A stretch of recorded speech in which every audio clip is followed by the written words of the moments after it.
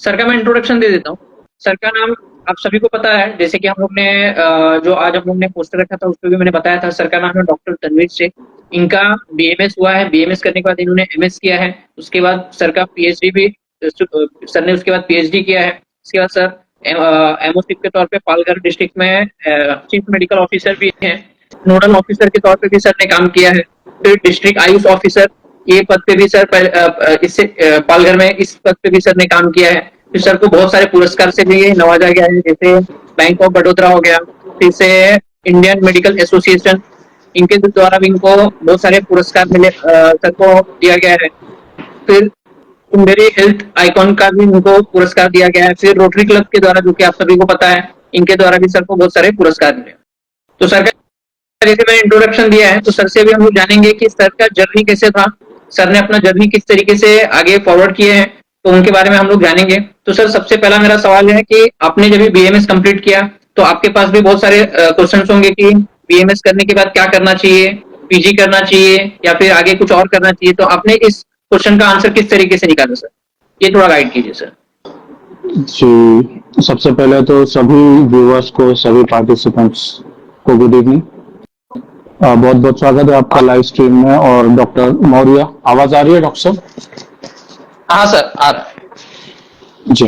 तो आपका भी बहुत बहुत शुक्रिया कि आपने ये लाइव स्ट्रीम पे बुलाया मुझे। स्टार्ट करते हैं अपनी जर्नी से। तो बीएमएस जब कंप्लीट किया था, तो जैसे कि ऑलमोस्ट सारे स्टूडेंट्स का सिचुएशन रहता है, अपने सामने दो ही ऑप्शन हमने तब सोचे थे, एक जनरल प्रैक्टिस जीपी या फिर पीजी। पीजी या जीपी, ये दो ही ऑप्शन सोच के तब हम लोग चल रहे थे। तो समहाउ ऐसा हुआ कि उस वक्त महाराष्ट्र पब्लिक सर्विस कमीशन की तरफ से एक एड पब्लिश हुई। वो एड पढ़ने में आई, मेरे किसी दोस्त ने पढ़ा, उस दोस्त ने मुझे बताया कि ये एड आई है। और ये चूंकि ऑलरेडी मैं पीजी का प्रिपरेशन कर रहा था, तो काफी से कुछ प्रिपरेशन हो चुका था, तो उस एड के रिगार्डिंग से मैं स्टडी किया और फिर उस हिसाब से हमने प्रिपरेशन किया। फिर एग्जाम हुआ। एग्जाम में मेरा रैंक 5th था महाराष्ट्र स्टेट में। तो इन दैट सिचुएशन पोस्टिंग भी हो गई। इंटरव्यू नहीं हुआ था उस वक्त एमपीएससी का, सिर्फ एग्जाम और एग्जाम के थ्रू रैंकिंग इस तरह से हुआ था। तो बेसिकली हम पीजी या फिर जीपी, ये दो ही ऑप्शन लेके चले थे। बट कोइंसिडेंस ऐसा हुआ कि उसी टाइम पे ऐड आ गई और पता चल गया, तो इस तरह से वो एग्जाम देना हुआ और फिर पोस्टिंग हो गई। Okay sir. फिर मतलब पहले बीएमएस करने के बाद सर आपने एग्जाम दिया, फिर आपका एमओसी हुआ, फिर एमएस का सर कैसे स्टोरी है, एमएस आपने कब किया फिर? तो जब प्रैक्टिस शुरू किया, तो एक बहुत अच्छी बात यह है कि जब आप गवर्नमेंट सर्विस करते हो, स्पेशली पब्लिक सर्विस कमीशन के अंदर या फिर एमओशिप के अंदर, तो आपके पास एक अपॉर्चुनिटी रहती है कि एक फिक्स पीरियड आप सर्विस करने के बाद में आप इन सर्विस पोस्ट ग्रेजुएशन कर सकते हो, अपना बेटरमेंट, डिप्लोमा, डिग्री, जो भी आपका करने का मन है वो कर सकते हो।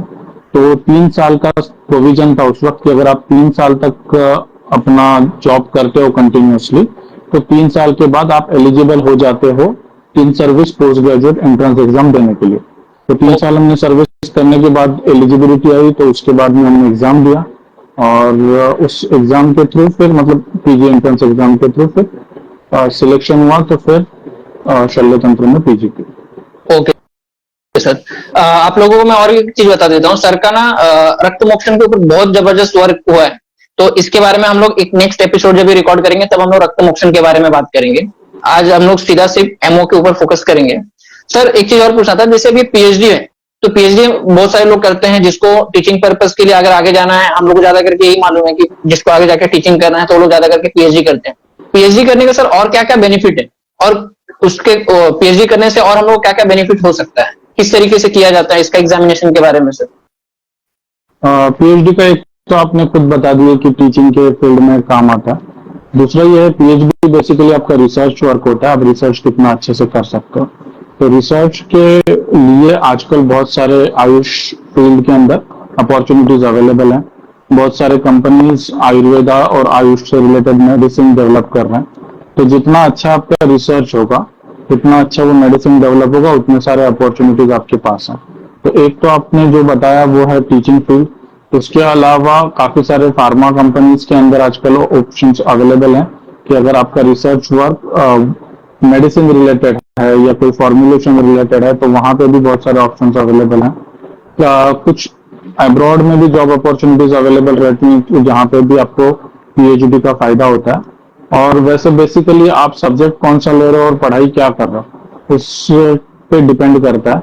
अगर आपका सब्जेक्ट क्लिनिकल है और आपने काफी अच्छे से प्रिपेयर किया है अपना स्टडी वर्क, तो आपको प्रैक्टिस में भी उसका फायदा होता है। लेकिन बेसिकली जो है वो टीचिंग के अंदर और रिसर्च फैसिलिटीज के अंदर और रिसर्च ओरिएंटेड जो जॉब्स हैं, जैसे कि कई सारे इंस्टीट्यूट इंक्लूडिंग टाटा इंस्टीट्यूट, हम लोग जानते हैं कि टाटा जो है कैंसर इंस्टीट्यूट है, टाटा मेमोरियल हॉस्पिटल, लेकिन वहां पे Yes, कुछ मेरे स्टूडेंट्स काम कर रहे हैं या मेरे कुछ परिचित काम कर रहे हैं जो रिसर्च फील्ड में कर रहे हैं।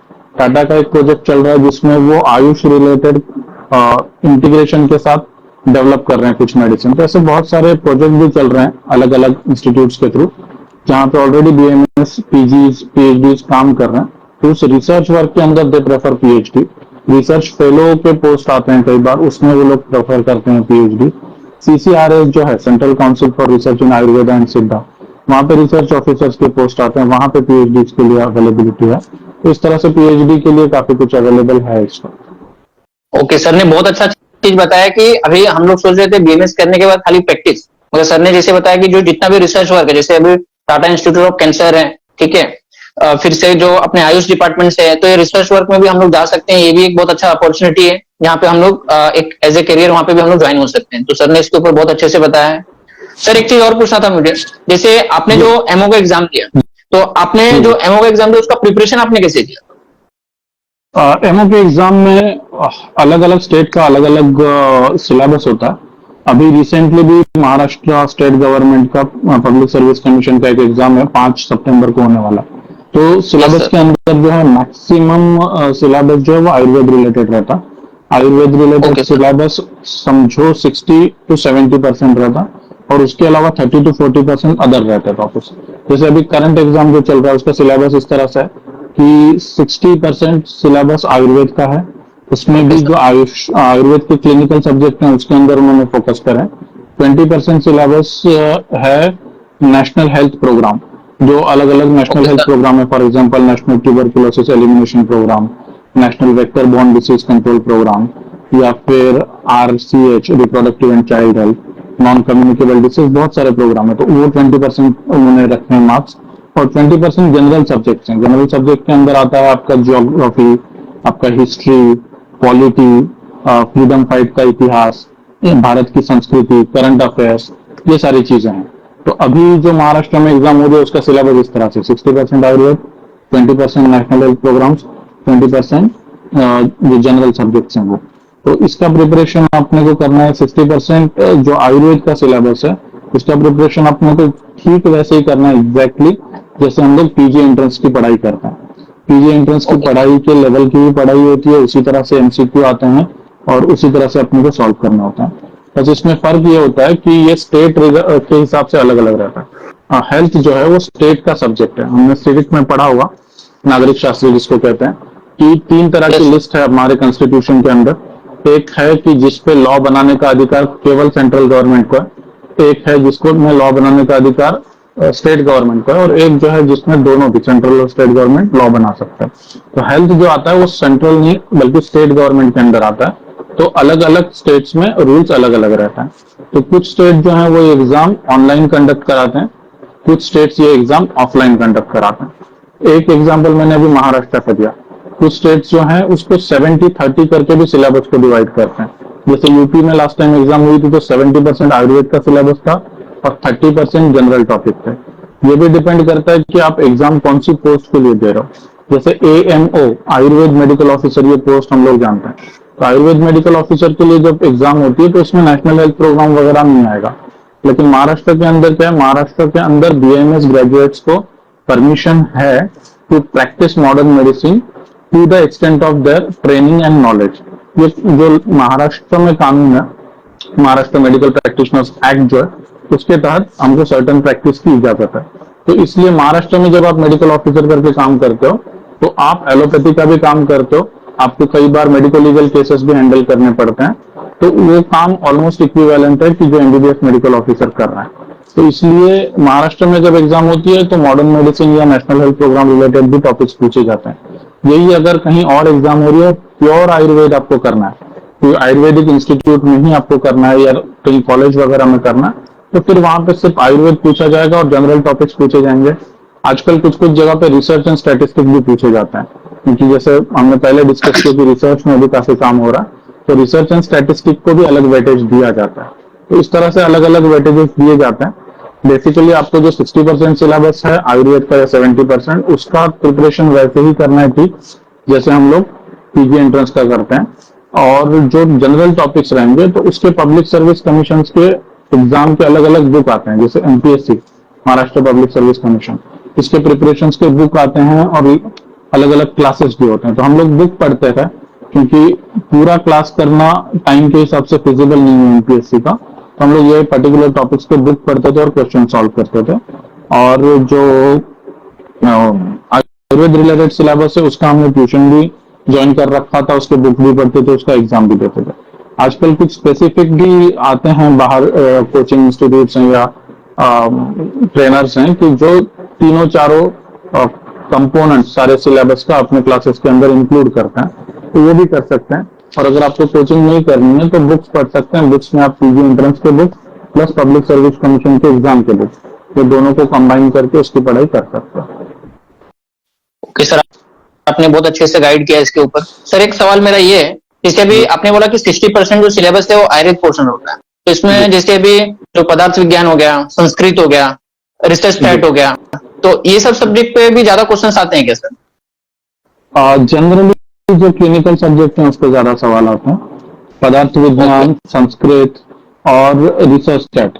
रिसर्च स्टैट जो मैं जैसे कहा कि स्पेसिफिकली कुछ कुछ एग्जाम में प्रेफर किया जाता है, अदरवाइज जो एमओ के एग्जाम है तो उसमें रिसर्च स्टैट, पदार्थ विज्ञान, संस्कृत, इस तरह के सब्जेक्ट के ऊपर सवाल कम आते हैं, आयुर्वेद इतिहास वगैरह या नहीं के बराबर आते हैं। ज्यादातर सवाल जो है वो जो प्रैक्टिकल एप्लीकेशन जिस ब्रांचेस का है, जो काय, बाल, ग्रह, ऊर्ध्वांग, शल्य, दंष्टा, जरा, उषा, तो ये 8 जो मेन अंग हैं चिकित्सा के, उसके ऊपर ज्यादा क्वेश्चन पूछे जाते हैं। Okay sir. सर एक सवाल ये है कि जैसे भी मतलब गवर्नमेंट की तरफ से जो एमओ का जितना भी पोस्ट है, ये स्टूडेंट्स को पता कैसे चलेगा? जैसे अभी बहुत लोगों को पता ही नहीं चलता है, वो लोगों को कोई फ्रेंड बताता है या फिर कहीं से कोई कहीं से सुनते हैं वो लोग, तब उनको पता चलता है। तो उनको कौन सा वेबसाइट चेक करना चाहिए जहां से उनको सेंट्रल का प्लस स्टेट का ये दोनों भी पता चले? तो कौन से वेबसाइट पे उनको जाना चाहिए मोस्टली? कोई एक वेबसाइट पे आना जरूरी नहीं है, कई सारे वेबसाइट लोगों ने डेवलप करे हैं कि जो आयुर्वेदिक स्टूडेंट के लिए हैं, या फिर कई सारे यूट्यूब चैनल्स चलते हैं, जैसे आपका खुद का यूट्यूब चैनल है जिसमें आप इंफॉर्मेटिव चीजें बताते हो, तो ऐसे कुछ यूट्यूब चैनल्स हैं जो अपडेट करते हैं। लेकिन सबसे ऑथेंटिक और क्लियर वे जो है वो ये है कि जो पब्लिक सर्विस कमीशन है उनके वेबसाइट पे टाइम टू टाइम चेक करते रहें। Union public service commission UPSC, या फिर आपके स्टेट का जो पब्लिक सर्विस कमीशन है उस पर, या फिर आपका जो डायरेक्टरेट ऑफ हेल्थ है, जैसे महाराष्ट्र में पब्लिक हेल्थ डिपार्टमेंट की वेबसाइट है, तो वहां पे आपको चेक करना है। लीडिंग न्यूज़पेपर में भी आते हैं ये सारी चीजें, लीडिंग न्यूज़पेपर में भी इसकी एडवर्टाइजमेंट आती है। और अच्छी बात ये रहती है कि इसमें आपको टाइम जो है वो अच्छा खासा मिलता है अप्लाई करने के लिए। ऐसा नहीं कि 2-4-8 दिन का टाइम मिलता है, 15 दिन, 3 हफ्ते, कभी कभी महीने भर का भी टाइम दिया जाता है। तो वेल नोन हो जाता है, काफी लोगों तक पहुंच जाता है। But you need to be connected बाहर की दुनिया से, या तो न्यूज़पेपर के जरिए, या फिर आप वेबसाइट चेक करते रहो, या फिर जो भी जैसे कोई यूट्यूब चैनल है उसको फॉलो कर लो, या कोई वेब पेज है उसको फॉलो कर लो। किसी तरह से बाहर क्या हो रहा है उससे अगर आप अवेयर हो थोड़ा बहुत भी, तो आपको मोस्टली ये इन्फॉर्मेशन पहुंच जाती है। जैसे अभी जो पोस्ट है महाराष्ट्र में, जो पोस्ट है वो अराउंड 280 समथिंग पोस्ट है मेडिकल ऑफिसर्स के लिए, बीएमएस ग्रेजुएट्स के लिए, और उसके लिए 20,000 से ज्यादा एप्लीकेशंस आ चुके हैं। इसका मतलब ये है कि ये इन्फॉर्मेशन एकदम कॉमनली अवेलेबल थी, इसीलिए 20-22,000 एप्लीकेशंस आ चुके हैं। तो इस तरह से वो इन्फॉर्मेशन पब्लिक डोमेन में रहती है, we just need to stay aware. Okay sir. जो मतलब बीएमएस करके जो जस्ट पास हुए ना, उनको इसके बारे में ज्यादा नहीं पता। जब भी मैं खुद बीएमएस कर रहा था मुझे तो पता ही नहीं था कि एमओ करके भी कोई पोस्ट होता है। तो धीरे धीरे जब 1 साल हो गया तब मेरे को पता चला सर। सर दूसरा मेरे को ये पूछना था कि अभी आप कौन से पोस्ट में सर? फिलहाल मेरा पोस्ट से तालुका हेल्थ ऑफिसर, ब्लॉक जिसको बोलते हैं, ओके तो सर। उस ब्लॉक के अंदर जितने पीएससी आते हैं वो पीएससी को गवर्न करना, एडमिनिस्ट्रेशन उसका देखना, और वो अपनी रिस्पॉन्सिबिलिटी है इस वक्त। तो ओके सर। मेरे सुपरविजन में 10 पीएससी और एक अर्बन पीएससी आती है, करीबन 1 लाख का पॉपुलेशन है जिसको हम लोग मैनेज करते हैं। Okay sir. अभी जो भी हमारे व्यूअर्स हैं, सबसे पहले सर बहुत सारे ऐसे बात बता रहे हैं जो आप लोगों को लिखना चाहिए। मैं बोलूंगा कि आप लोग थोड़ा सा पेन पेपर लेके बैठिए, जो भी सर वेबसाइट का नाम बता रहे हैं, जो भी डिटेल्स बता रहे हैं, आप लोगों को लिखना स्टार्ट कीजिए। दूसरा, इनका जो सर का खुद का जो इंस्टाग्राम का जो पेज है, आप लोग जिसको भी एमओ चिप के बारे में और ज्यादा जानकारी चाहिए, सर को फॉलो करो। सर से आप वहां पे भी पूछ सकते हो, रहेगा तो जैसे सेशन एंड होगा तो सर अपना नंबर भी दे, अगर सर का परमिशन होगा तो सर बोलेंगे तो हम नंबर भी शेयर कर देंगे, आप उनसे भी पूछ सकते हो। एमओसीपी एग्जामिनेशन के लिए सर खुद क्लास भी कंडक्ट करते हैं, तो अभी सर का शेड्यूल तो बहुत बिजी है, मगर उसमें से भी टाइम निकाल के सर क्लास कंडक्ट करते हैं। अगर नेक्स्ट ईयर के लिए किसी को अगर प्रिपरेशन करना रहेगा तो सर से कांटेक्ट कर सकते हैं उसके लिए। सर अभी डॉक्टर साहब एक थोड़ा सा उसमें ऐड कर दूं मैं कि पब्लिक सर्विस कमीशन के जो एग्जाम है अलग अलग स्टेट के हमने डिस्कस किया, इसमें एक खाली फ्लिप साइड ये है कि हर साल इसके पोस्ट नहीं आते हैं। तो जैसे कि यूपीएससी या और दूसरे स्टेट सर्विस कमीशन के हर साल आते हैं, तो इसके हर साल नहीं आते, एज एंड व्हेन जब वैकेंसीज होते हैं तब आते हैं। तो इसके लिए आपको एकदम अलर्ट रहना पड़ेगा। जैसे महाराष्ट्र में लास्ट एग्जाम जो हुआ था मेडिकल ऑफिसर्स का, जो कि हमने दिया था 2009 और अभी 2024 में हो रहा है। तो 2009 या 10 में हुआ था, अभी 24 में हो रहा है, यानी करीबन 14 साल बाद हो रहा है। तो आपको एकदम अवेयर रहना है कि जब भी मौका मिले तो उसको फॉर्म फिलअप करें और ये करें। इसके साथ साथ दूसरे भी कुछ गवर्नमेंट सर्विसेज में चांसेस रहते हैं, तो अभी बात निकली है तो वो भी थोड़ा सा बताता चलूं। आजकल इंडियन आर्म फोर्सेज जो है, डिफेंस फोर्सेज है, वहां पे भी बीएमएस ग्रेजुएट या आयुर्वेद ग्रेजुएट को लेते हैं। वहां पे भी नोटिफिकेशन जो है वैसे ही होता है कि या तो न्यूज़पेपर्स में आता है या फिर उनके वेबसाइट पे आता है। हर साल नहीं आता, लेकिन जब भी आता है तो ये बहुत अच्छी अपॉर्चुनिटी है कि देश की सेवा भी हम लोग कर सकते हैं और साथ साथ में एक अच्छा करियर अपॉर्चुनिटी भी है। तो ये मेडिकल ऑफिसर का तो रेगुलर पोस्ट हो गया, परमानेंट पोस्ट हो गया। इसके अलावा भी बहुत सारे पोस्ट हैं गवर्नमेंट में बीएमएस ग्रेजुएट्स के लिए, जो कि एक थर्ड ईयर स्टूडेंट को या एक इंटर्न को पता होना चाहिए। तो अगर सर आपकी इजाजत हो मुकेश सर, हाँ तो सर। 2 मिनट में मैं बता दूं कि क्या क्या फैसिलिटीज अवेलेबल है। Yes sir, yes sir. जी, तो सबसे पहले तो बात यह है कि आपको डिसाइड करना है कि आपको आगे करना क्या है, आपको करियर के तौर पे अपॉर्चुनिटी क्या चुननी है। क्योंकि जब हम लोग फर्स्ट ईयर बीएमएस में आते हैं तो अपने को 2 ही चीजें पता होती है, जो मैंने कहा मुझे पता थी, एक जीपी और एक पीजी। पीजी और जीपी के अलावा बहुत ज्यादा चीजें अपने को पता नहीं होती। पर अगर थर्ड ईयर स्टूडेंट और एज एन इंटर्न आपको काफी सारी चीजें आजकल पता होनी चाहिए, क्योंकि इंफॉर्मेशन आजकल हर जगह अवेलेबल है। इंफॉर्मेशन की कोई कमी नहीं है, सिर्फ अपने को पता होना चाहिए कि कहाँ पे उस इंफॉर्मेशन को देखा जाए। तो सबसे पहले तो एडमिनिस्ट्रेशन में पोस्ट हैं जहाँ पे हम लोग एग्जाम देके वो पोजीशंस एक्वायर कर सकते हैं, जैसे कि यूपीएससी के पोस्ट हैं या एमपीएससी के पोस्ट हैं और पब्लिक सर्विस हैं।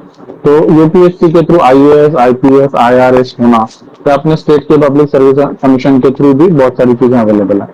इसमें बहुत परसेंटेज आजकल डॉक्टर्स का है। मेरे खुद के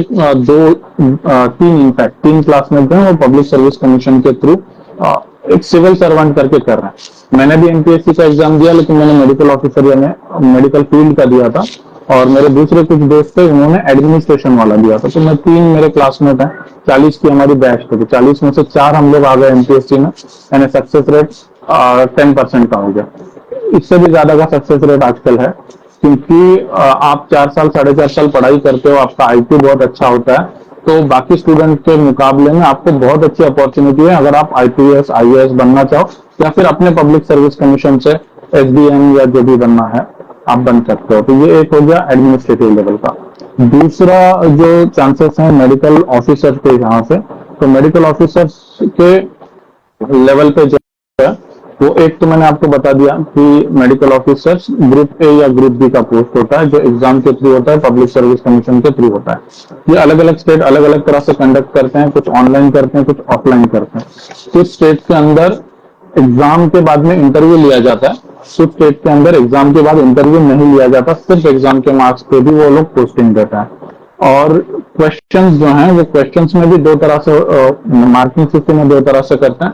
कुछ के यहाँ पे निगेटिव मार्किंग नहीं होता, कुछ के यहाँ पे निगेटिव मार्किंग होता है। मोस्ट ऑफ द स्टेट्स आजकल निगेटिव मार्किंग रख रहे हैं क्योंकि एप्लीकेंट्स का नंबर बहुत ज्यादा आता है और एप्लीकेंट्स इतने ज्यादा आ जाते हैं कि फिर उनको निगेटिव मार्किंग देना पड़ता है कंपटीशन को कम करने के लिए।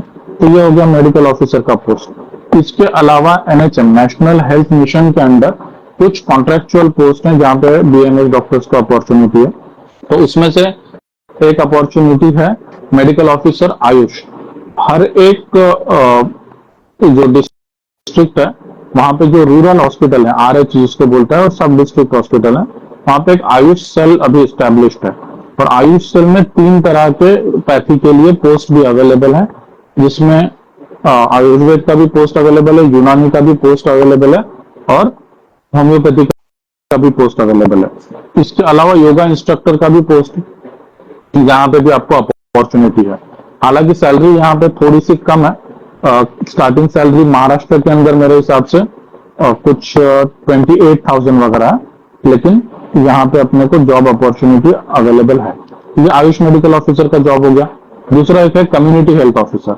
कम्युनिटी हेल्थ ऑफिसर में BAMS, BUMS और BSc नर्सिंग तीनों के लिए अपॉर्चुनिटी है। उसका भी एक एग्जाम होता है, एंट्रेंस एग्जाम। एंट्रेंस एग्जाम के बाद में जो सिलेक्ट होते हैं बच्चे, उनका 6 महीने का ट्रेनिंग लिया जाता है, फिर एग्जिट एग्जाम होता है। एग्जिट एग्जाम क्लियर करने के बाद में पोस्टिंग मिलती है। तो ये कम्युनिटी हेल्थ ऑफिसर का जो पोस्ट है उसमें 25,000 सैलरी प्लस 15,000 इंसेंटिव, तो अप टू 40,000 आपका रेम्यूनरेशन हो जाता है। प्लेन ग्रेजुएट इसको अप्लाई कर सकते हैं, बल्कि प्लेन ग्रेजुएट्स ही अक्सर करते हैं, पोस्ट ग्रेजुएट्स इसमें नहीं करते हैं। इसके अलावा एनएचएम के अंदर डिस्ट्रिक्ट लेवल पे कुछ प्रोजेक्ट चलते हैं जिनके कुछ पोस्ट होते हैं। जैसे एंटायर एनएचएम डिस्ट्रिक्ट का जो मैनेज करते हैं होते हैं डिस्ट्रिक्ट प्रोजेक्ट मैनेजर। तो ये डॉक्टर होंगे तो उनको प्रेफर किया जाता है, चाहे बीएमएस, बीएमएस हो, बीएचएमएस हो। डॉक्टर होने के साथ साथ कोई अगर एमबीए का कोर्स है तो वो ज्यादा प्रेफरेबल है मैनेजमेंट वाले पोस्ट के लिए, चाहे आप हॉस्पिटल मैनेजमेंट करें या फिर HR मैनेजमेंट करें या फिर और कोई जो हॉस्पिटल से रिलेटेड है। अगर वो आप करेंगे तो आपको मैनेजरियल पोस्ट भी मिलता है। बहुत सारे प्रोग्राम गवर्नमेंट रन करती है। जैसे एक एग्जाम्पल के तौर पे मैं आपको बताऊं तो national tuberculosis control programme NTCP। अब NTCP को अगर कंट्रोल करना है तो बेटर कैंडिडेट कौन रहेगा? जो डेंटिस्ट है, डेंटल ग्रेजुएट है। उसी तरह से बहुत सारे अलग अलग प्रोग्राम चलते हैं, जैसे नॉन कम्युनिकेबल डिसीज के अंदर 8 प्रोग्राम चलते हैं और भी अलग अलग डिपार्टमेंट के अंदर चलते हैं। तो उसके जो कोऑर्डिनेटर्स हैं वो coordinator preferably doctor with MBA management की डिग्री रहे तो उनको प्रेफर किया जाता है। और इनकी जो सैलरी है वो 30 से लेकर 35-40,000 तक रहती है। यहाँ पे भी काफी सारे अपॉर्चुनिटीज अपने को अवेलेबल है। इसके अलावा रिसर्च अपॉर्चुनिटीज आती हैं। CCRAS के एग्जाम्स होते हैं। CCRAS भी 2 तरह से रिक्रूट करता है, एक रेगुलर पोस्ट, परमानेंट, और एक कॉन्ट्रेक्चुअल। वहां पे जनरली जिनका रिसर्च बैकग्राउंड है उनको प्रेफर किया जाता है, PG PhD और रिसर्च बैकग्राउंड। वहां पे भी बहुत अच्छा अपॉर्चुनिटीज है, वहां पे भी सैलरी काफी अच्छा है। अच्छा, मेडिकल ऑफिसर की सैलरी की बात हमने अभी तक नहीं की। अगर परमानेंट मेडिकल ऑफिसर हैं तो उसको 7 पे स्केल के हिसाब से पेमेंट मिलता है। और अभी जो मेडिकल ऑफिसर रिक्रूट होने जा रहे हैं महाराष्ट्र में, उनका स्टार्टिंग सैलरी जो है वो अराउंड 70,000 के आसपास होना एक्सपेक्टेड है। तो उस रेंज में 60 to 80,000 के बीच की रेंज में होना ये एक्सपेक्टेड है। तो ये अपॉर्चुनिटीज हैं गवर्नमेंट के अंदर। इसके अलावा भी कुछ हो सकते हैं, बट ये जो मेजर अपॉर्चुनिटीज हैं वो मैंने बता दिया। इतने सारे अपॉर्चुनिटीज आज BMS ग्रेजुएशन के बाद भी आपको अवेलेबल है और इजीली अवेलेबल है। ऐसा नहीं कि बहुत डिफिकल्ट चीजें हैं इसके अंदर। अगर आप उस पर्टिकुलर फील्ड पे जो क्वालिफिकेशन लगता है वो क्वालिफिकेशन आपके पास है तो काफी इजीली ये जॉब अवेलेबल है। तो आज की डेट में 30 to 40,000 पर मंथ का जॉब हासिल करना आफ्टर प्लेन ग्रेजुएशन ये बहुत ज्यादा मुश्किल काम नहीं है। अगर आप अच्छे से क्वालिफाइड हैं तो आप आराम के साथ ये पोस्ट ले सकते हो। ओके, ये बहुत काफी अच्छा इन्फॉर्मेशन दिया है, ये बहुत सारे लोगों के पास नहीं है। मैं चाहूंगा जो हमारे व्यूअर्स हैं, जो भी आपके फ्रेंड्स हैं, सबको इसको शेयर कीजिए जितना हो सकता है ताकि सबको पता चले इसके बारे में। सर, नेक्स्ट हमारा क्वेश्चन है, जो अभी आयुष का जो नया बहुत सारे सेंटर हर डिस्ट्रिक्ट में एक सेंटर ओपन हो रहा है, सर वहां पे जो जॉब का वैकेंसी है वो किस तरीके से मतलब वो लोग रिक्रूटमेंट करने वाले हैं? मतलब वो भी एक एग्जाम कंडक्ट करेंगे, मतलब उसमें कैसे अप्लाई कर सकते हैं? मेरे ख्याल से ऑल ओवर इंडिया में ओपन हो रहा है। जी जी, उसका अभी तक क्लैरिटी नहीं है, मतलब ऑन पेपर कोई इंस्ट्रक्शन नहीं है, एटलीस्ट मैंने नहीं पढ़ा है। लेकिन जो हॉस्पिटल का स्ट्रक्चर है वो ये है, 30 बेडेड हॉस्पिटल है, उसके अंदर 3 स्पेशलिस्ट रहने के चांसेस हैं, एक काय चिकित्सा या पंचकर्म का स्पेशलिस्ट, एक शल्य तंत्र का स्पेशलिस्ट और एक जो क्लिनिकल सब्जेक्ट का स्पेशलिस्ट पीजी। उसके अलावा यूजी के भी कुछ पोस्ट होंगे, कुछ पैरामेडिक्स के पोस्ट होंगे, और 30 बेडेड आयुष हॉस्पिटल ऑलरेडी कुछ जगह पे शुरू हो चुके हैं। महाराष्ट्र में मेरी जानकारी के हिसाब से कुछ 2 जगह पे शुरू है, और ऑलमोस्ट सारे डिस्ट्रिक्ट में करने का प्लान है, और स्टेप बाय स्टेप होने वाला है, तो वहां पे भी अच्छे खासी रिक्रूटमेंट जनरेट होगी।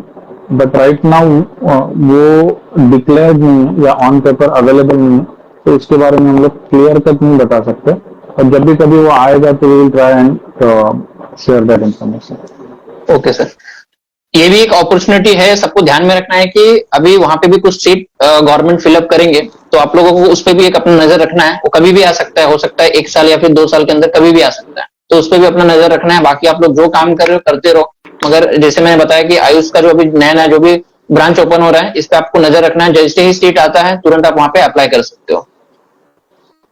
तो दूसरा, प्लेन बीएमएस करने के बाद हम लोग एमओ का पोस्ट अप्लाई कर सकते हैं या नहीं, ऐसा बहुत सारे लोगों के मन में सवाल है। बिल्कुल बिल्कुल बिल्कुल, हमने भी तो उसमें पीजी किया था। यस यस, तो उसमें भी अप्लाई कर सकते हैं। अप्लाई कर सकते हैं। काफी बार पीजी को प्रेफरेंस दिया जाता है, पीजी के लिए कुछ मार्क्स दिए जाते हैं एडिशनल, एक्सपीरियंस को भी कुछ एडिशनल मार्क्स दिए जाते हैं, तो वो डिक्लेयर होता है कि जो भी एग्जाम है उसके पहले डिक्लेयर होता है कि क्या सिलेबस है, किसको कितने मार्क्स प्रेफर करेंगे, ये सारी चीजें। लेकिन प्लेन बीएमएस के बेसिस पे दे सकते हैं। हमारी जितनी भी बैच है, हम लोग के लिए 54 पोस्ट ओपन हुए थे, और जितनों को मैं जानता हूँ ऑलमोस्ट अबाउट 50 लोग प्लेन बीएमएस वाले ही सिलेक्ट हुए थे, या फिर जो पीजी का फर्स्ट ईयर सेकंड ईयर कर रहे थे, उसमें एमडी लोग उतने ज्यादा सिलेक्ट नहीं हुए थे। तो आप बिल्कुल कर सकते हो, बस आपको पढ़ाई अच्छे से करनी चाहिए। अगर आप अच्छे से पढ़ रहे हो, आपका प्रिपरेशन अच्छा है, तो आप प्लेन ग्रेजुएट होने के बावजूद भी पूरी तरह से उसको अप्लाई तो प्लेन ग्रेजुएट भी कर सकता है। सिलेक्शन की बात मैं कर रहा हूँ कि सिलेक्शन आपका प्लेन ग्रेजुएट होने की वजह से कोई हैम्पर नहीं होता। आपका पढ़ाई अच्छा है, आपका अगर स्कोर अच्छा है एग्जाम के अंदर, तो आप सिलेक्ट हो जाते हैं। Okay sir. सर एक थोड़ा सा जरा हम क्लासिफाई करना था, जैसे यूपीएससी के थ्रू हम लोग कौन कौन से एग्जाम दे सकते हैं, और एमपीएससी तो महाराष्ट्र का हो गया, मोस्टली थोड़ा सा मैं यूपीएससी के बारे में बात कर रहा था कि यूपीएससी पूरे ऑल ओवर इंडिया में है, तो जो बाकी के स्टूडेंट्स है, जैसे भी एमपीएससी महाराष्ट्र का है तो यहाँ पे वैकेंसी निकलते रहता है, मगर जो यूपीएससी के थ्रू जो वैकेंसी निकल रहा है उसमें कौन कौन से पोस्ट होंगे मेडिकल स्टूडेंट्स के लिए, बीएमएस के लिए, मेडिकल फील्ड में, थोड़ा इस पे बताइए सर। जनरली यूपीएससी जो है ना, वो जनरली तो एडमिनिस्ट्रेटिव ही उनके पोस्ट निकलते हैं, बट ऑल इंडिया लेवल के अलग एग्जाम्स होते हैं, जैसे all India institute of Ayurveda है, तो और ऐसे all India institute of Ayurveda कई सारे शुरू हुए हैं, अभी कुछ ऑलरेडी पाइपलाइन में जो शुरू हो रहा है, तो उनके एग्जाम तो अलग से होते हैं, वो उनके वेबसाइट पे दिखता है, और उनका स्पेशल एक बॉडी बनी रहती है एग्जाम कंडक्ट करने की, तो वो एग्जाम कंडक्ट करती है। तो ये नेशनल लेवल के एग्जाम है, नेशनल लेवल का रिक्रूटमेंट है, बट जरूरी नहीं कि वो यूनियन पब्लिक सर्विस कमीशन ही अरेंज करे। जैसे अभी हम लोग महाराष्ट्र की बात कर रहे हैं, तो अभी हमने जो एग्जाम दिया था वो एमपीएससी ने अरेंज किया था, बट अभी जो 5 तारीख को होने वाला एग्जाम तो स्टेट का हेल्थ डिपार्टमेंट अरेंज कर रहा है। तो इस तरह से डिपार्टमेंट अरेंज भी कर सकता है कि नॉट नेसेसरीली कि सिर्फ यूपीएससी करे, कई बार all India institute of Ayurveda खुद भी अरेंज कर सकता है, तो भी पॉसिबिलिटी है। तो वो बस नोटिफिकेशन के ऊपर डिपेंड करता है कि कौन कर रहा है कौन नहीं कर रहा है, वो उतना मायने भी नहीं रखता कि एग्जाम कौन अरेंज कर रहा है। अपने को बस सिलेबस क्या है, मार्किंग सिस्टम क्या है, और अपने को तैयारी करने को कितने दिन में कैसे तैयारी करनी है, वो चीज ज्यादा मायने रखती है। और ये जॉब बहुत अच्छा, बहुत सिक्योर जॉब है। अगर आप स्टेबिलिटी चाहते हैं, जैसे अगर आपको बहुत क्विकली प्रोग्रेस करना है, तो ये एडवाइस दिया जाता है कि आप बिजनेस करो। लेकिन अगर आप स्टेबिलिटी चाहते हैं, बहुत ज्यादा आपको हेडेक नहीं लेना है, आपको एक स्टेडी लाइफ चाहिए, तो उसके लिए मेडिकल ऑफिसर जो है वो बहुत अच्छा जॉब है, जिसमें आपको एक फिक्स सैलरी रहती है, आपके वर्किंग आवर्स भी हैं जो मैनेजेबल रहता है। मैनेजेबल इन द सेंस कि प्राइवेट हॉस्पिटल में हम लोग कई बार देखते हैं आरएमओ शिफ्ट करते हुए कि हम लोग 18-18 घंटा 20-20 घंटा भी काम करते हैं। तो गवर्नमेंट के अंदर जब आप सर्विस करते हो, तो आपको रूल्स एंड रेगुलेशन के हिसाब से सर्विस दी जाती है। तो इस तरह से भी आपको बेटर अपॉर्चुनिटीज रहता है। प्लस ये है कि अगर आप सर्विस में सिलेक्ट हो रहे हो तो आपका स्टेट अगर अलाउ करता है या स्टेट के रूल्स में अगर आपके वो अलाउड है, जैसे महाराष्ट्र में है, तो 3 साल के बाद आप पोस्ट ग्रेजुएशन भी कर सकते हो। तो इस तरह से क्या होता है कि दोनों चीजें हो जाती है। जैसे मैं अपना एग्जांपल दूं तो मैं आपको जैसे बताया कि मैं पीजी एंट्रेंस की भी तैयारी कर रहा था, उसी तैयारी में ये भी एग्जाम दिया था। तो इस वक्त दोनों चीजों के ऑप्शन अवेलेबल थे कि या तो पीजी करो या फिर जॉब करो। तो मैं और मेरे अलावा भी कई सारे मेरे जो जानने वाले हैं, दोस्त हैं, हमने पीजी वाला प्रेफरेंस तब नहीं लिया, हमने जॉब का प्रेफरेंस लिया, जॉब ज्वाइन किया, फिर 3 साल हमने सर्विस करी और 3 साल के बाद में वापस से एग्जाम देके हमने पीजी ज्वाइन किया। तो दोनों ही चीजें आप इसमें अवेल कर सकते हो, पीजी की भी अपॉर्चुनिटी अवेल कर सकते हो और एक स्टेबल जॉब भी अवेल कर सकते हो। तो इस तरह से काफी अच्छा जॉब है। ओके सर, जैसे कि आपने बताया कि इसमें 60% जो सिलेबस होता है वो आयुर्वेद हमारा जो हम लोग पढ़ रहे हैं वो होता है। बाकी जैसे आपने बताया कि 30% जो होता है वो जनरल नॉलेज पे होता है। तो जनरल नॉलेज में हम लोगों को कौन सा बुक प्रीफर करना चाहिए? जैसे भी जनरल नॉलेज पे बोलेंगे तो बहुत सारा चीज हो गया, तो हम लोग को पता क्या होना चाहिए, तो कौन सा बुक हम लोग को मोस्टली प्रीफर करना चाहिए इसके लिए? ये बहुत सारे स्टूडेंट्स का क्वेश्चन होता है। जी जी जी। तो इसमें ऐसा है कि हम लोग 60% बोल रहे हैं, तो 60% ये अभी जो एग्जाम चल रहा है, अभी जो 5 तारीख को होने वाला है, उसका है कि 60% आयुर्वेद इसमें रहेगा। तो ये हर एक एग्जाम में 60% रहे, जरूरी नहीं कि इसमें 70% भी रह सकता है, 80% भी रह सकता है। उस वक्त जो फाइनलाइजेशन होगा उस हिसाब से होगा। और जो जनरल टॉपिक्स रहते हैं ना, तो जनरल टॉपिक्स के अंदर 3 या 4 चीजें तो मोस्ट ऑफ द टाइम रहती हैं। एक तो करंट अफेयर्स रहता है, दूसरा रहता है हिस्ट्री। तो हिस्ट्री जो है आप कौन से लेवल का एग्जाम दे रहे हो उस पर है। अगर आप महाराष्ट्र का एग्जाम दे रहे हो तो महाराष्ट्र के हिस्ट्री पे ज्यादा क्वेश्चन आएंगे। अगर आप ऑल इंडिया लेवल का एग्जाम दे रहे हो तो ऑल इंडिया के लेवल पे आएंगे। तो वो हिस्ट्री रहता है। हिस्ट्री के साथ साथ संस्कृति जो है, भारतीय संस्कृति या स्टेट की जो आप जहाँ पे हो वो संस्कृति, उस पे आते हैं क्वेश्चन। उसके अलावा भूगोल पे क्वेश्चन आते हैं, ज्योग्राफी पे। और अगर ज्यादा एक्सपेंसिव हुआ तो फिर अर्थशास्त्र वगैरह, इकोनॉमिक्स वगैरह पे आता है। तो इसमें जो बुक्स अवेलेबल होते हैं ना, बुक्स जो है वो एमपीएससी एग्जाम या कोई भी जो पब्लिक सर्विस कमीशन की एग्जाम है, तो उसका जो भी फेमस बुक है, सबसे फेमस बुक जो ज्यादा से ज्यादा बच्चे यूज कर सकते हैं, वो बुक अपने को पढ़ना रहता है। क्योंकि ये सब्जेक्ट भी छोटे नहीं रहते, ये बहुत एक्सटेंसिव सब्जेक्ट है। जैसे अगर आप सिर्फ ज्योग्राफी पढ़ना चाहो या सिर्फ इकोनॉमिक्स पढ़ना चाहो, तो यूपीएससी के जो प्रिपेयर करने वाले बच्चे हैं पूरा साल भर इकोनॉमिक्स पढ़ते हैं, लेकिन अपने सिलेबस के अंदर वो 20% के अंदर भी एक छोटा सा पार्ट रहेगा। तो आपको ये भी देखना पड़ता है कि आपको इसमें टाइम कितना देना है। तो बेसिकली एक अच्छा बुक आपको उठाना है, बहुत सारे ऑप्शन रहते हैं अवेलेबल। तो कोई भी एक अच्छा बुक आप उठा लोगे जो ज्यादा लोग प्रेफर कर रहे हैं उस पब्लिक सर्विस कमीशन के लिए, तो वो चल जाता है। मैं आपको नाम स्पेसिफिकली इसके लिए नहीं बता रहा हूँ क्योंकि हर एक स्टेट के अंदर अलग अलग पब्लिकेशन का बुक चलता है। तो वो आपके स्टेट के अंदर जो भी है आप पूछ सकते हो किसी को जो इससे पहले पीएससी यानी पब्लिक सर्विस कमीशन का एग्जाम दे चुका, उनको आप पूछ लोगे या फिर गूगल भी कर लोगे तो आसानी से मिल जाता है। और हर एक जो ऑनलाइन सेलिंग प्लेटफॉर्म्स हैं उस पर अवेलेबल है, जैसे अमेजोन वगैरह पे भी अवेलेबल है या आपके बुक स्टोर में मिल जाता है। तो जो जनरल टॉपिक्स रहते हैं ना, उसमें बहुत ज्यादा वक्त हम लोग नहीं दे पाते, बिकॉज वो देने में इस तरह से फायदा भी नहीं रहता कि आपको पता नहीं है कि एग्जैक्टली उसमें से पूछेंगे क्या। अगर आपने पूरे भारत की ज्योग्राफी याद भी कर ली तो इसमें से पूछेंगे क्या, वी कैन नॉट से। बल्कि अगर आपने आयुर्वेदा का सिलेबस कर लिया तो आपको पता है कि इसमें से क्या पूछ सकते हैं या क्या इंपॉर्टेंट है। Yes, sir. तो इसके लिए जो जनरल टॉपिक्स रहते हैं तो उसमें हम लोग थोड़ा सा जितना टाइम है उसको मैनेज करके ध्यान देते हैं। और एक बुक जो सबसे बेस्ट बुक है मार्केट के अंदर या गूगल के हिसाब से या फिर कोई कोचिंग क्लासेस चलाते हैं पब्लिक सर्विस कमीशन के, वो लोग बता देते हैं, या जिन्होंने एग्जाम दिया वो बता देते हैं। तो जो भी आपके स्टेट के अंदर बेस्ट बुक है वो पढ़ लेनी चाहिए। Okay sir. सर अभी एक व्यूअर्स का एक क्वेश्चन है कि पीएचडी पे हम लोग मतलब जो पीएचडी में जो एमओ होते हैं उनका ड्यूटीज और रिस्पॉन्सिबिलिटी क्या होता है, मतलब उनका जो वर्किंग सिस्टम कैसा होता है, अल्टरनेट डे होता है फिर रेगुलर होता है? एक व्यूअर ने पूछा है। ऑल्टरनेट डे नहीं रहता है।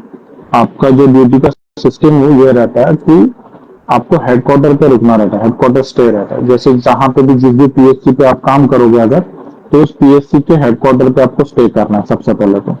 दूसरी बात, आपका एक ऑन कॉल डे होता है, एक ऑफ कॉल डे होता है। ऑन कॉल डे में आप डे एंड नाइट में जो भी केसेस आएंगे वो आप देखते हो, ऑफ कॉल डे में आपको हाफ डे वर्क करना है और उस हाफ डे वर्क में आप फील्ड पे जाते हो। फील्ड, क्योंकि पीएचसी में जब काम करते हो ना, प्राइमरी हेल्थ सेंटर, तो आप कम्युनिटी मेडिसिन या फिर पब्लिक हेल्थ जिसको हम लोग बोलते हैं उसमें काम करते हैं। तो पीएचसी के अंदर आने वाले patient, OPD patient, IPD patient, delivery patient या इमरजेंसी पेशेंट, तो एक बहुत छोटा सा चंक है आपके टोटल रिस्पॉन्सिबिलिटी का। आपका असल रिस्पॉन्सिबिलिटी जो होता है पीएचसी मेडिकल ऑफिसर करके, वो होता है कि वैक्सीनेशन आपका प्रॉपर रहे, आप कोई एपिडेमिक आउटब्रेक ना होने पाए आपके एरिया के अंदर, वाटर का जो सैंपल जाता है वो सैनिटेशन वाला जो पार्ट रहता है वो प्रॉपर रहे। बेसिकली आपका रिस्पॉन्सिबिलिटी होता है, जो हम लोग बोलते हैं स्वास्थ्य से स्वास्थ्य रखना।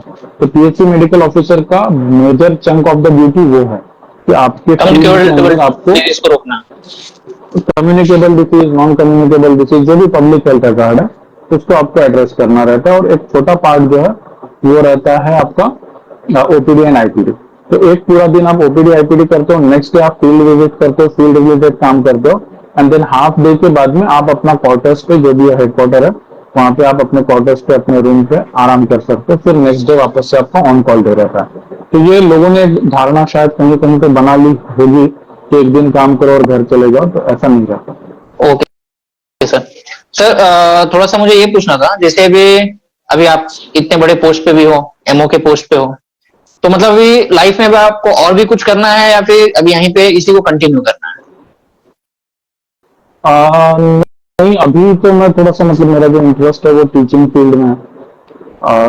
टीचिंग करने में थोड़ा मजा भी आता है, और ये होता है कि आप जैसे बैटन पास ऑन करते हो, आपने जो भी सीखा, समझा, पढ़ा, उसको आप किसी और को सुपुर्द करते हो ताकि वो कुछ आगे तक इस बैटन को ले जाए।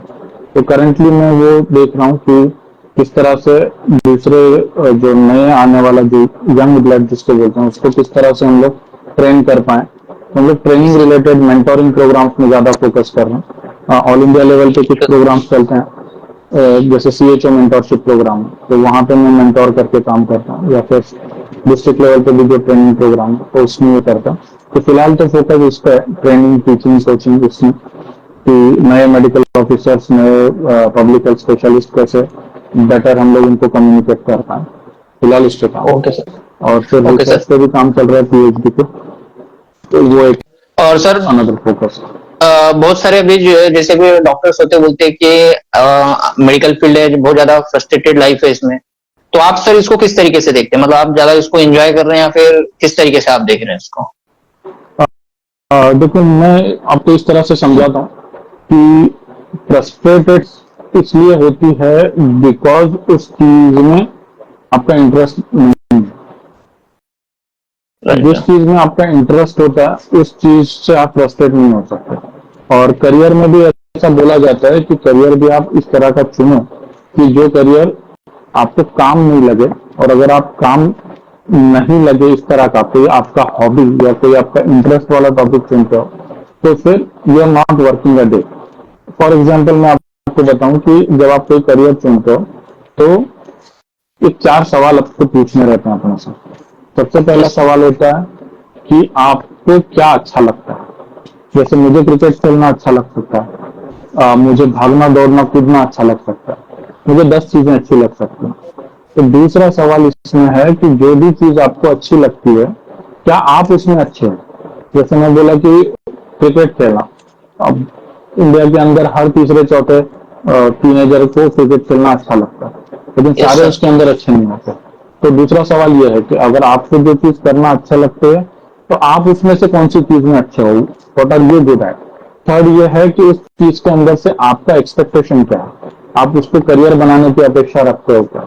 और चौथा पार्ट यह है कि जो भी अपेक्षा आप रखते हो, जैसे कि अगर डॉक्टर बनने, मैं पढ़ाई में अच्छा हूँ, मेरे को पढ़ाई करना पसंद है, मैं पढ़ाई में अच्छा भी हूँ, इसके लिए मैं डॉक्टर बनना चाहता हूँ, और उसमें से मेरी अपेक्षा यह है कि मुझे एक अच्छा खासा फाइनेंशियल रेम्यूनरेशन मिलना चाहिए, और उसके अलावा मेरे को थोड़ा सा प्रेस्टीज और एक रिस्पेक्ट जो है वो मिलना चाहिए। तो ये इस तरह से आप 4 सवाल पूछते हो, 4 सवाल के बाद में आपका जो आंसर आता है, 2-3 ऑप्शन निकलेंगे, इसमें से आप एक अपना करियर चुनते हो। और अगर इसमें से कोई एक भी सवाल जो है जिसका जवाब ठीक नहीं आता, तो फिर वो करियर आपका हो नहीं सकता। फिर चाहे आप इस चीज में अच्छे भी हो, तो भी अगर आपका उसमें इंटरेस्ट नहीं आता है तो वो आपके लिए फ्रस्ट्रेटिंग हो जाएगा। हमारे एक सर कहा करते थे कि भाई सचिन तेंदुलकर क्यों सक्सेसफुल है, लता मंगेशकर जी क्यों सक्सेसफुल है, तो कोई भी दिखा लो इस फील्ड में वो क्यों सक्सेसफुल है। सचिन तेंदुलकर इस तरह इस वजह से सक्सेसफुल है क्योंकि वो क्रिकेट खेल रहा है। अगर उनको गाना गवाया होता तो शायद पता नहीं, या फिर जैसे मंगेशकर जी हैं उनको अगर कुछ और कराया होता तो वो सक्सेसफुल होती पता नहीं। तो वो 4 सवाल जो है उसको अगर आपने सही से आंसर किया और फिर आप इस फील्ड के अंदर आए हो, आपकी ये इच्छा ही थी कि पब्लिक हेल्थ में काम करनी है, तो आप फ्रस्ट्रेट नहीं होगे। लेकिन अगर आप ये सोच के आए हो कि मैं एक दिन काम करूंगा दूसरे दिन घर चला जाऊंगा तो 3 दिन ही काम करना है, सैलरी पूरा मिलेगा, इस तरह से अगर कुछ आप एक्सपेक्टेशन बना के आए हो तो ऑब्वियसली आप फ्रस्ट्रेट होगे। तो एवरीथिंग डिपेंड्स अपॉन यू कि आपको चाहिए क्या था और आप कर क्या रहे हो। अगर आप वो कर रहे हो जो आप नहीं चाहते थे तो ऑब्वियसली आप फ्रस्ट्रेट होगे। ये सर आपने जो 4 पॉइंट बताया ना, मतलब बहुत बड़े बड़े मोटिवेशनल स्पीकर हैं, वो लोग भी इतना सारा ज्ञान देते हैं, मगर आपने जो 4 पॉइंट बताया बहुत सही बात बताया सर आप, कि किसमें अपना इंटरेस्ट है, किस तरीके से उसको फाइंड आउट करना है। अभी हम लोग देखते हैं बहुत सारे लोगों को कि गवर्नमेंट पोस्ट पे हैं वो लोग, फिर भी उस तरीके से वो जो पब्लिक का जो उनको सर्विस देना चाहिए वो नहीं दे रहे हैं। अभी बहुत लोगों के मन में ऐसा बैठ गया कि गवर्नमेंट जॉब लग गया मतलब लाइफ एकदम सेटल है, पेशेंट देखना है देखो, नहीं देखना है छोड़ दो। मतलब इस तरीके का मेंटेलिटी से जो भी उस जगह पे जाएगा वो अपना आउटपुट देने वाला ही नहीं है। राइट। सर दूसरा सवाल ये है कि आपको ऐसा कभी लगा है कि आपको मेडिकल फील्ड छोड़ना चाहिए या फिर दूसरा कुछ ट्राई करना चाहिए? मेडिकल फील्ड छोड़ना चाहिए ऐसा नहीं लगा। कुछ कभी लगता है कि कुछ ऐड करना चाहिए, कुछ एंटरप्रेन्योरशिप करना चाहिए, लेकिन जो भी एंटरप्रेन्योरशिप है या जो भी करना है वो मेडिकल फील्ड से रिलेटेड करने का ऐसा ही सोचा है। मेडिकल फील्ड छोड़ देना आउट एंड आउट वो अभी तक ऐसा नहीं सोचा मैं। ओके सर आपके लाइफ का सबसे बेस्ट अचीवमेंट क्या है आपके हिसाब से, जो आपको लगा कि ये मिलने के बाद मुझे अच्छा लग रहा है, मतलब एक स्टेबल लाइफ है? बहुत सारे अचीवमेंट हैं जो बोलते हैं कि इसको एड्रेनालिन रश जिसको बोलते हैं, कि एक अचीवमेंट ये था कि इलोक्यूशन जो है भाषण वक्तृत्व, इसमें हम लोग पार्टिसिपेट करते थे यूथ फेस्टिवल्स वगैरह में। तो महाराष्ट्र यूनिवर्सिटी में मेरे को गोल्ड मेडल मिला था, उसका 2 गोल्ड मेडल मिले थे बल्कि। सो वो एक था कि आप पूरे स्टेट के अंदर कम्पीट कर रहे हो किसी आर्ट फॉर्म में, क्योंकि स्टडी में तो आप बचपन से करते रहते, कोई आर्ट फॉर्म में आप कम्पीट करते हो फिर आपको कुछ मिलता है, तो वो बहुत बड़ा अचीवमेंट रहता। उसके बाद कई एग्जाम्स में हुआ, एक ऑल इंडिया श्लोक रिसाइटेशन कॉम्पिटिशन था केरला के अंदर, माँ अमृता यूनिवर्सिटी शायद, तो उन्होंने अरेंज किया था। तो उसके अंदर मैं फर्स्ट 5th में था। वो एक अलग तरह का अचीवमेंट था, क्योंकि लोग एक्सपेक्ट नहीं करते ना आपसे जब कि एक डिवाइडेड आदमी जो जनरली फेमिलियर नहीं है इसके साथ में, तो उसको अगर आप श्लोक रिसाइट कर रहे हो, श्लोक इन द सेंस आपका जो वाग्भट है स्तंभहृदय, उसका रिसाइटेशन का कॉम्पिटिशन था। तो जब आप वो चीज करते हो कि जो लोग आपसे एक्सपेक्ट नहीं कर रहे, तो वो एक अलग तरह का सेटिस्फेक्शन। यस सर आपने मतलब जो बताया, ज्यादा करके आपका जो जर्नी दिख रहा है ज्यादा करके एकेडमिक टच बहुत ज्यादा है इसमें सर। जी सर एक सवाल ये है सर कि आपके लाइफ में ऐसा कोई बहुत वर्स्ट टाइम आया है और उसको सर आपने हैंडल कैसे किया और क्या था? क्योंकि वर्स्ट टाइम आता रहता है, ये this is part and parcel, जो धूप छांव रात दिन का जो फील्ड वो चलता रहता है। कई बार ऐसा मौका आता है कि एक साथ बहुत सारी चीजें जमा हो जाती है। जब मैं याद करता हूँ बहुत सारे डिफिकल्ट टाइम्स पे, एक टाइम ऐसा था कि मैं पोस्ट ग्रेजुएशन कर रहा था, मैं 2nd ईयर में था, और क्योंकि मैं मतलब बीच में 3 साल सर्विस करके आया था, तो मतलब एज जो थी मेरी बाकी स्टूडेंट से बड़ी थी। आई वॉज मैरिड, और उस वक्त बहुत सारे मेडिकल इमरजेंसीज आए थे, और एक साथ में ही मेरे घर के अंदर बहुत सारे लोग बीमार पड़ गए थे, और उसी वक्त मैं पीजी का भी 2nd ईयर कर रहा था, तो वर्कलोड भी बहुत था। तो ऐसे मौके कभी कभी आते हैं, और खास करके जो आते हैं मौके वो मेडिकल इमरजेंसीज के आते हैं, या फिर वर्क चैलेंज से होता है। वर्क चैलेंज तो आप कर लेते हो, बट मेडिकल इमरजेंसीज आते हैं घर के अंदर, और स्पेसिफिकली जब आपके बच्चे बीमार होते हैं तो बहुत बड़ा चैलेंज रहता है। तो वो 2 मरतबा ऐसा हुआ है कि एक साथ में घर के कुछ लोग बीमार पड़े, और बहुत ज्यादा बीमार पड़े, अलग अलग हॉस्पिटल में एडमिट हैं इस तरह से। तो वो बहुत डिफिकल्ट टाइम रहता है, लेकिन अल्टीमेटली क्या है कि अगर आप अपने आप को पुश फॉरवर्ड करते रहो, कि आपका जो काम है वो आप करते रहते हो, तो अल्टीमेटली वो टाइम कभी तो एंड होना है। यानी जैसे कि कहते हैं कि वक्त अच्छा हो या बुरा हो, लेकिन बदलता तो है। तो जब मुश्किल वक्त आता है तो वो भी वही रहता है कि चलो मुश्किल भी है, कभी बदलता है, और अच्छा रहेगा कभी कभी ना कभी बदलता है। सर एज ए एमओ आपको ऊपर से ज्यादा प्रेशर होता है कि ये काम इतने टाइम में होना चाहिए, या फिर इसमें ज्यादा प्रेशर वगैरह कुछ रहता है सर? जी जी जी जी बिल्कुल रहता है। जितना पोस्ट आपका हायर है उतना प्रेशर आपका ज्यादा रहेगा। आप मेडिकल ऑफिसर हो तो थोड़ा कम प्रेशर रहेगा, तालुका हेल्थ ऑफिसर हो तो उससे ज्यादा रहेगा। जो मेरे सीनियर्स हैं जो डिस्ट्रिक्ट में उनको हमसे ज्यादा प्रेशर रहता है। तो प्रेशर तो रहता है क्योंकि ये administrative plus medical, administrative plus clinical ऐसा काम है। जब मेडिकल ऑफिसर के तौर पे या कोई और हेल्थ ऑफिशियल के तौर पे आप काम करते हो तो आपके 3 रोल रहता है। प्राइवेट हॉस्पिटल में जब आप काम करते हो तो सिर्फ आप क्लिनिशियन की तरह पे काम करते हो। Yes sir. लेकिन जब गवर्नमेंट इंस्टीट्यूट में, वो भी प्रिवेंटिव वाले, गवर्नमेंट के अंदर 2 तरह के इंस्टीट्यूट होते हैं, एक प्रिवेंटिव हेल्थ वाले होते हैं, एक क्यूरेटिव वाले होते हैं। प्रिवेंटिव हेल्थ जो है वो पीएचसी, सब सेंटर ये सारे हैं, और क्यूरेटिव वाले जो है वो आरएच, रूरल हॉस्पिटल, सब डिस्ट्रिक्ट हॉस्पिटल भी हैं। तो अगर आप प्रिवेंटिव के अंदर काम कर रहे हो तो उसमें आपके ऊपर एक अलग तरह का प्रेशर रहता है। आपके ऊपर डेडलाइंस रहते हैं कि ये तारीख तक काम होना है, रिपोर्ट सबमिशन टाइम पे जाना जरूरी होता है। आपको अगर वैक्सीनेशन का काम दिया है तो वो टाइम पे होना जरूरी होता है, और टाइमलाइन को प्रिजर्व करना बहुत जरूरी होता है। क्योंकि कई बार हम लोग क्या सोचते हैं कि भाई रॉ डेटा रहता है, डेटा जो है, डेटा को हम लोग इतना इंपॉर्टेंस नहीं देते। आज भी मैं देखता हूँ कि बीएमएस ग्रेजुएट्स में कई सारे लोग डेटा को इतना ज्यादा इंपॉर्टेंस नहीं देते कि मेरे पास 2 पेशेंट आए, 2 पेशेंट को मैंने दवा दे दी, वो ठीक हो गया, मैं खुश हो गया। तो मेरे पास 2 आए तो सारे ठीक होगा, तो that is not that important.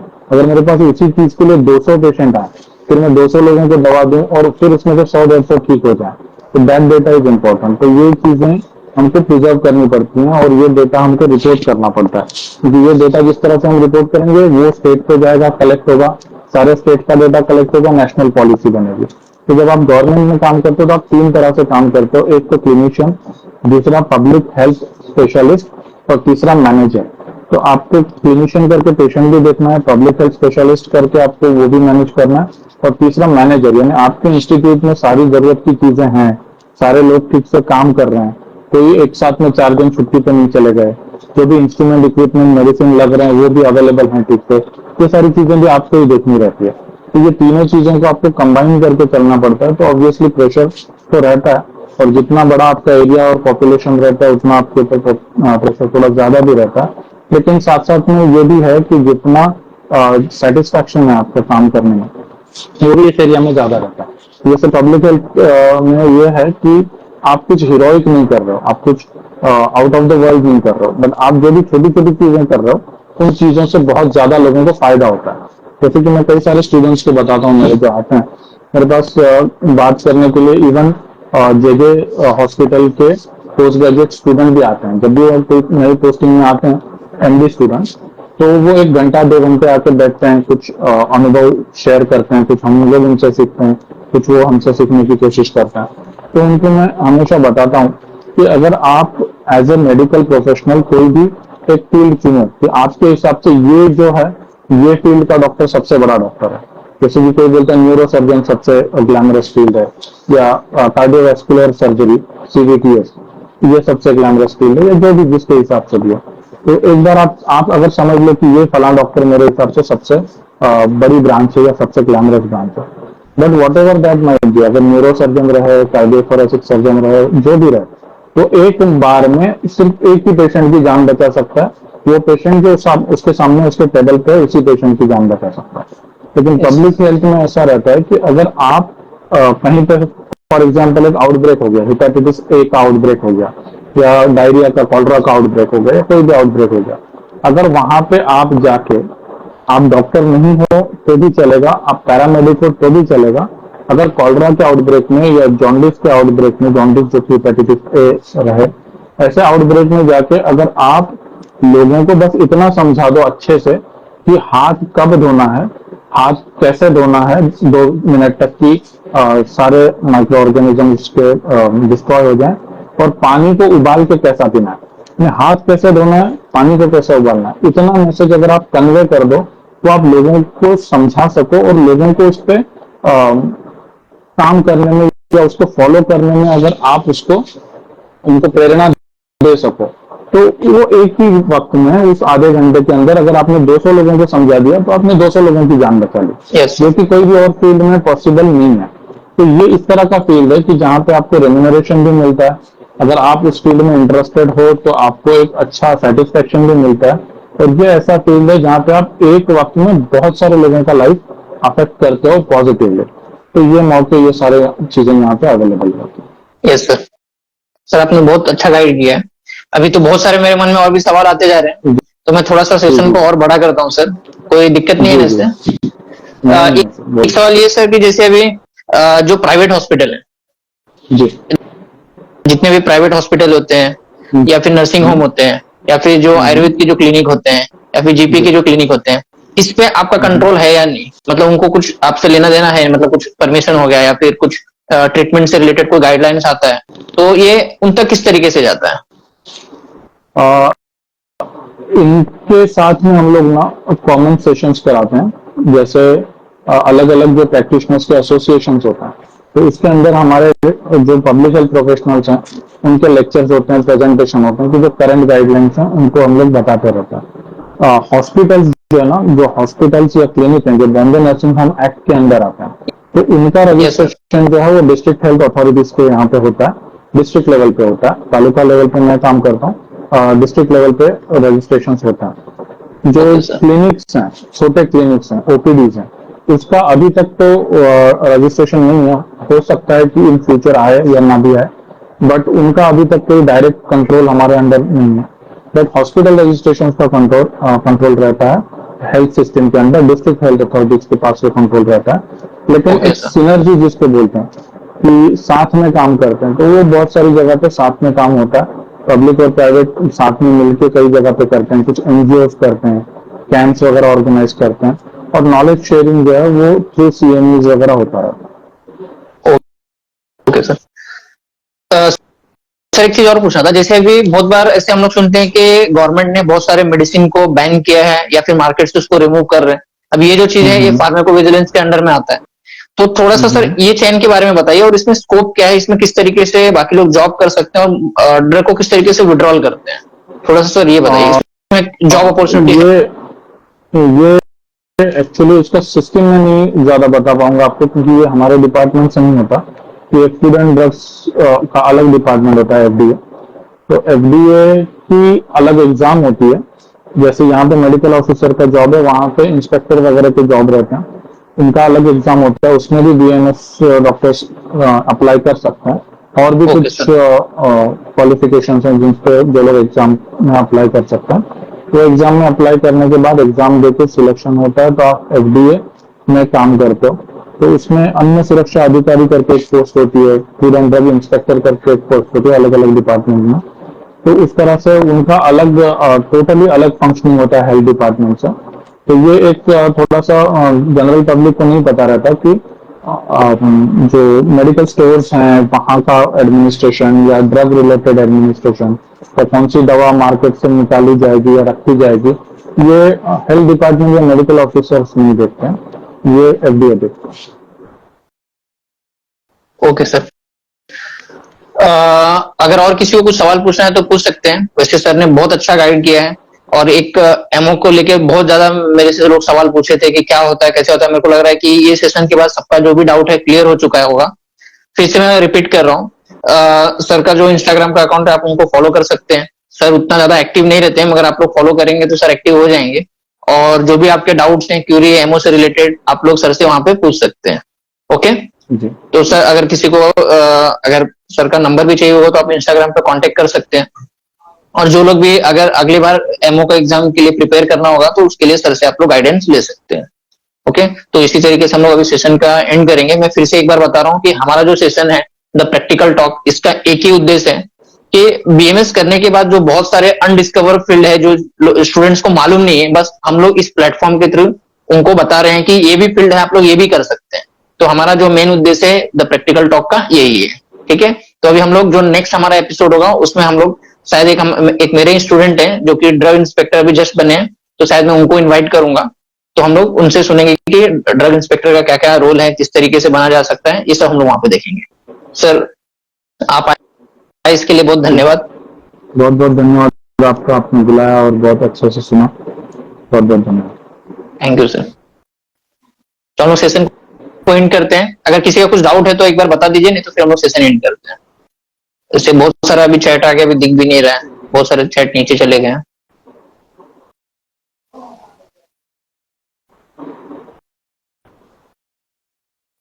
चलिए सबमिट करते हैं। Okay sir, thank thank you. You.